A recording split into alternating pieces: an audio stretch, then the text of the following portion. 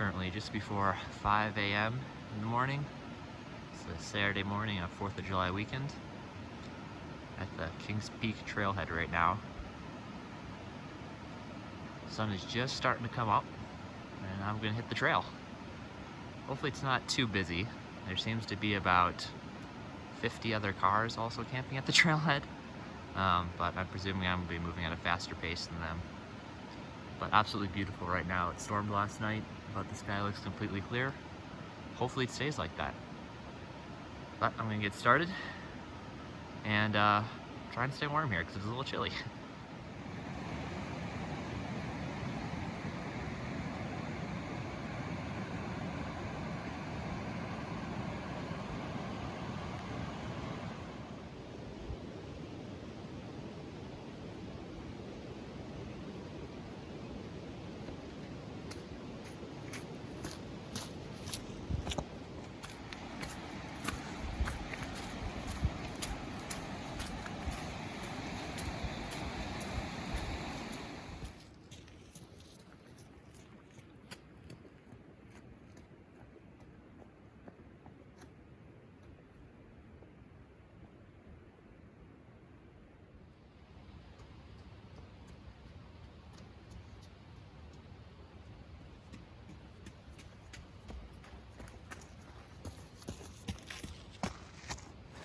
So far so good.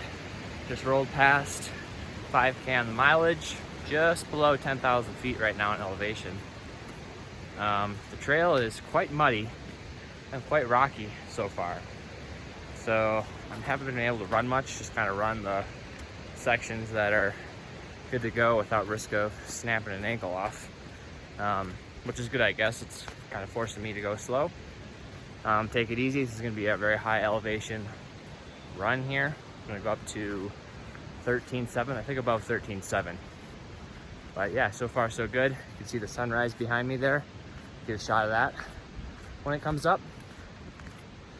And yeah, here's the next 5K.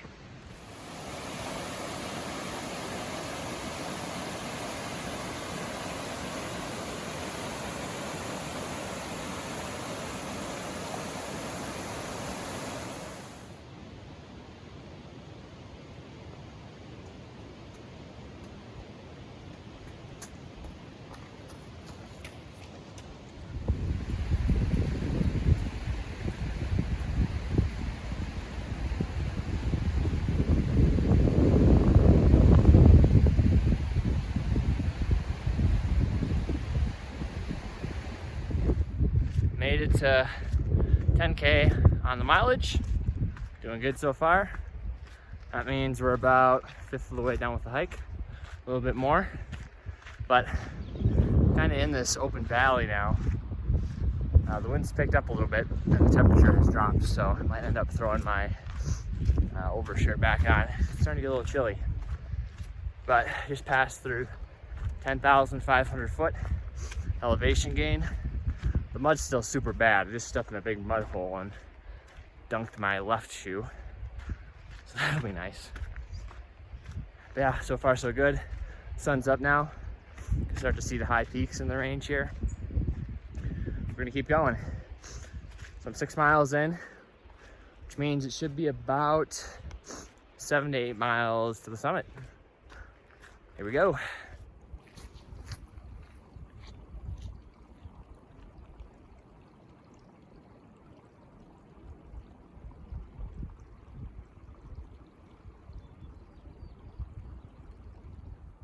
Last mile or so has not been fun. The trail is just a complete swamp.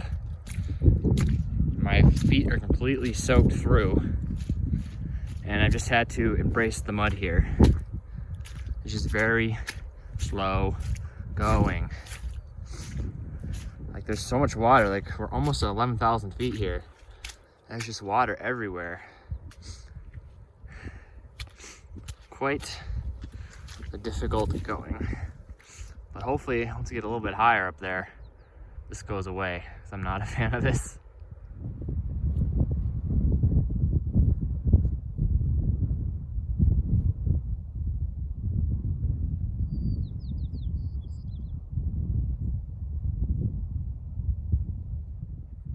15 kilometers in. So far so good. It's above 11,000 now, so I'm not running quite as much. Trying to take it easy, but that's Gunsight Pass up there. It's the next obstacle. And Kings Peak, it's not that one, it should be behind that for Kings Peak. But the trail's gotten a little drier, but not much. My shoes are still quite soaked and muddy. But that's the way it is. Keep on keeping on, get up to the top of that pass. Hopefully the wind dies down, because it's been absolutely brutal wind-wise. So I'm hoping it clears up once I get over the pass and into the sun. But we'll see.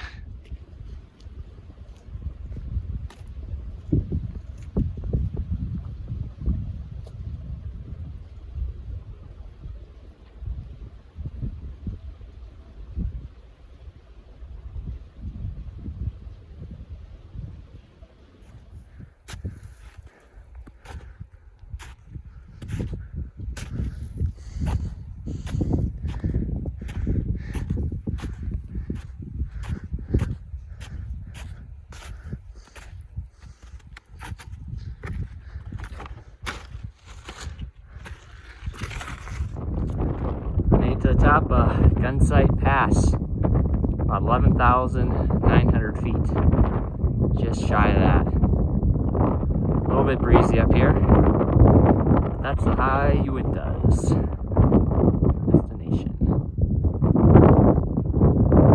Head up that way, so we hit the peak.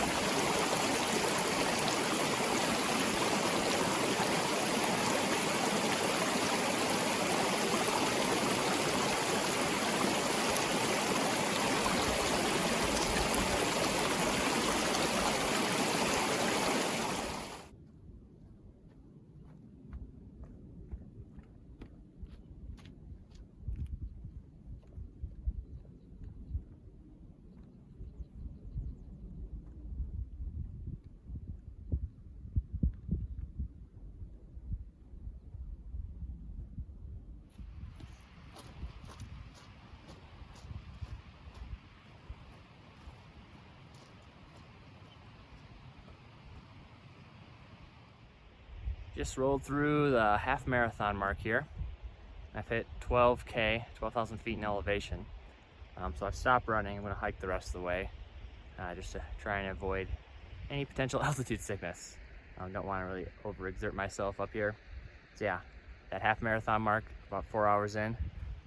That there, right there, that's Kings Peak behind me. So kinda gotta loop around to the side and then just essentially just walk straight up the ridge. So I'm hoping about another hour and I'll be up at the top. We'll see.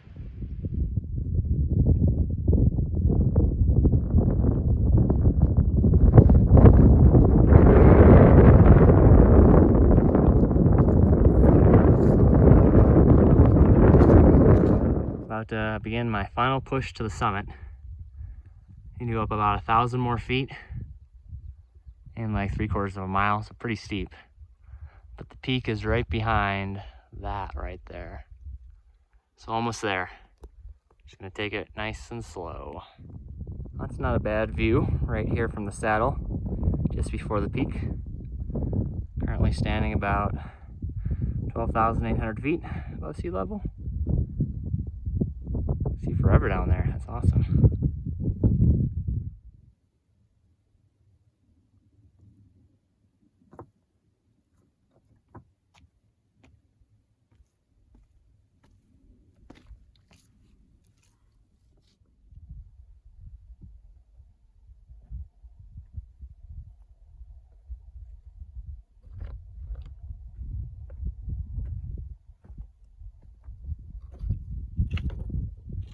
This is not a hike for the faint of heart, but the view is just amazing. See the Uinta High Country down there, so many lakes, streams from all the snow melt. So beautiful. It's Gunsight Pass on the other side of that mountain. That's Henry's Fork, where I came from.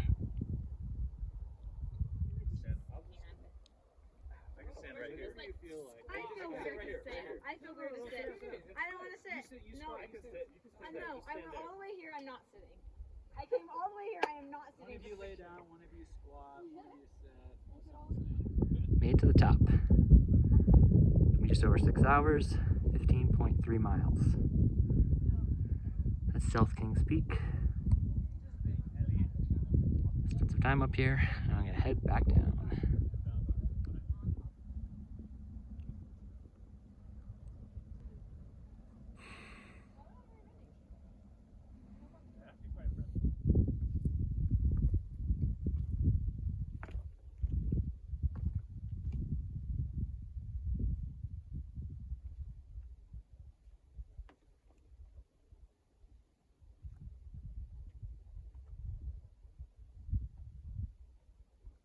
So I just summited, and I'm on my way back down now. If you're gonna do this summit, just be aware that this final push up to the summit, there's not really a trail, and there's just huge boulders you have to crawl over the entire time. It took me probably about an hour, at least an hour, to get from the pass up to the summit, which is way over there. Probably only a half mile, which is brutal. All these rocks, definitely not runnable. I'm back at the base of the summit here now. And I guess my first thoughts are that that mountain is not to be underestimated. A, it's high elevation, and B, that trek up to the top. Let's see if we can show it right there. There's no trail there, it's just kind of huge boulders that you have to crawl over the entire time.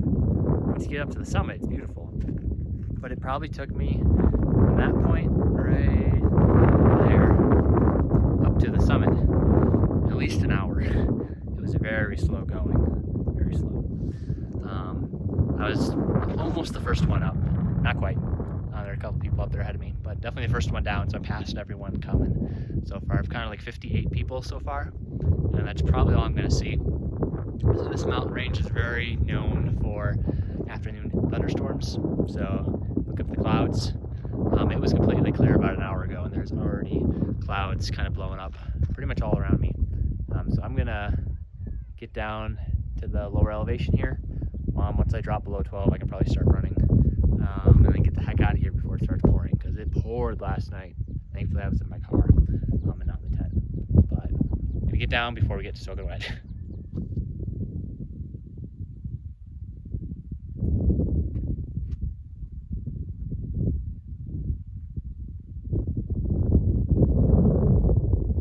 It's definitely snow melt time. That waterfall is just pouring off all of the cliffs. Lakes and rivers, I guess, streams, literally everywhere. I mean, there's another one right the trail here, coming from this snowpack up here. Beginning of July, still lots of snow. Luckily not much snow on the trail.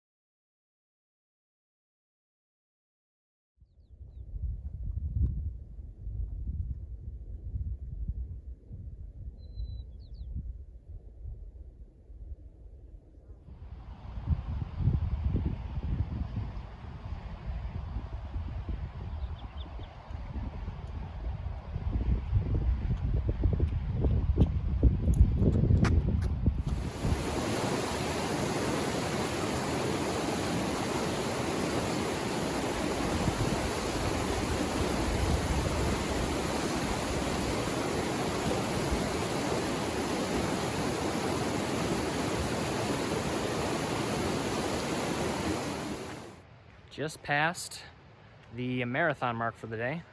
It's 26.2 miles, which means I got just about 4 miles left till I get to the car. just crossed 11 hours on the day. So I'm gonna try and do those last 4 miles in under an hour. Come in under sub 12.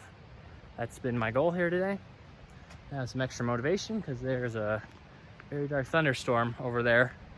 Already got spritzed on a little bit, and I don't want to end the day with that. So I'm gonna boogie on back to the car before that dumps. Finally made it back to the trailhead here. Round trip, 30.3 miles, took just over 12-ish hours. So it ended up being an awesome experience. I'm highly recommend it. It's for sure doable on a day trip, but it is very difficult. I stayed in my car last night and then got up at 5 a.m. this morning. Just got back to the car just after 5 p.m. in the afternoon. So awesome hike. Can check off that I have now the Utah State High Point on my list. 1 out of 50 done. Thanks for coming along on this journey. We'll see you in the next one.